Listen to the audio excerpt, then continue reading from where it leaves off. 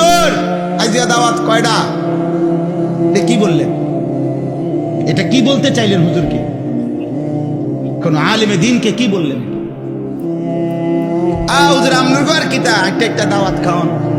তো আপনি বৈশা দাওয়াত খায় কেমনে বা শুইয়া দাওয়াত কেমনে খায়? আপনি সিস্টেম বলে দেন। আপনার যেহেতু কামড়াইতে আছে হুজুরে দাওয়াত খাওয়াতে, তাহলে আপনি যে আপনারা দাওয়াত খাওয়াইতে আপনি বলেন যে হে গ্রামবাসী, আপনারা হুজুর ইমাম আলেম ওনা করে দাওয়াত না খাওয়াইয়া আমার মতো একটা বুজমান বিড়ি খাওয়াইন না, চা দুয়ারে গপ মারুন না, টেলিভিশন দেখুন না, আমারে আপনারা সবাই দাওয়াত খাওয়ান। আপনি বলেন আপনারা খাওয়াইলে আমার সমস্যা কি? কথা বলেন না।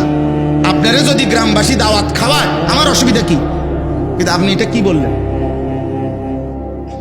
এই জন্য মন চাইলেই বলে ফেললেন। হ্যাঁ, আপনার মুখ দিয়ে আসছে বলেই বলে ফেললেন।